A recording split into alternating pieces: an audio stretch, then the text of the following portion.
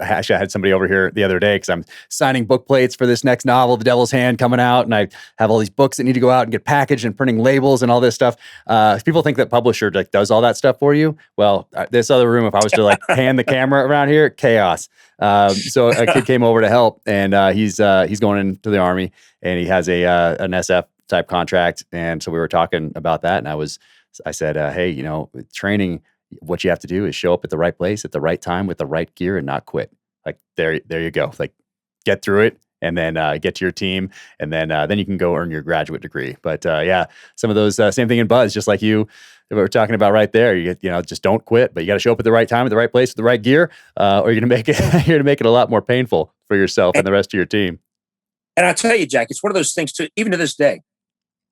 Like when I was out with the boys for the Boy Scouts, and we're up in Philmont doing our hikes, and it's when it gets really dark in terms of, you know, everyone's mood and everyone's getting tired. Even on a film set, I'll say on a film set, most recently, it's a night shoot, and everyone's tired, and everyone's like, ugh.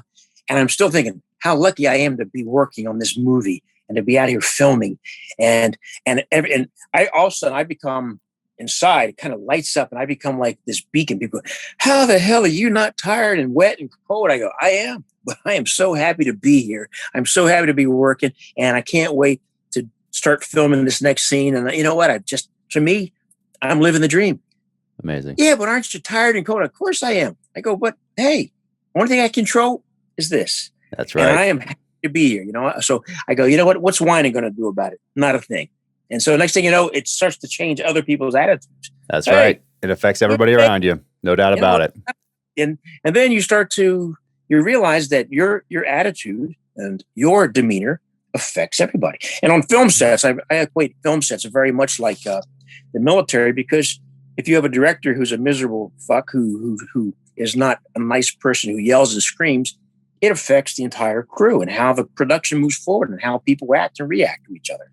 Oh, yeah. Whereas if you have a director that knows what he wants, doesn't yell, doesn't scream, doesn't demean, and it's that thing of, you know, you praise in public and you reprimand in private. And a lot of times that people don't do that. You know, they love to. You always hear the stories of the producers who like to reprimand people in public, and it's one of those things where I don't tolerate it. You know what? I don't tolerate it. I push back on that. I can't say I've had that a lot. But when I have, it's like there's no reason to be speaking to me that way right now, sir.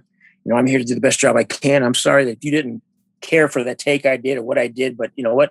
We can do it one more time. And I'm sorry, I'm just kind of stressed right now. Yeah. Interesting. Yeah. My only experience with that is last week on the set of The Terminal List. And of course we have Antoine Fuqua directing and Chris Pratt starring. And those guys are just such incredible human beings that filtered down. So many people came up to me to tell me that they've been on so many film sets over the years. And we had 350 people working on the Paramount lot. And so many of them came up and wanted to tell me, well, first they wanted to say like, hey, you know, my husband or my sister, big fan, we signed a book, I get a picture, or hey, can you sign a book to my son? He's going to the Marine Corps, like that sort of thing, which was amazing. I'd be standing next to Chris and people would come up and say, can I get a picture? I'm like, yeah, let me take one for you. And like, no, with you. Okay. I'm like, okay, hey, Chris, you want to take this picture real quick?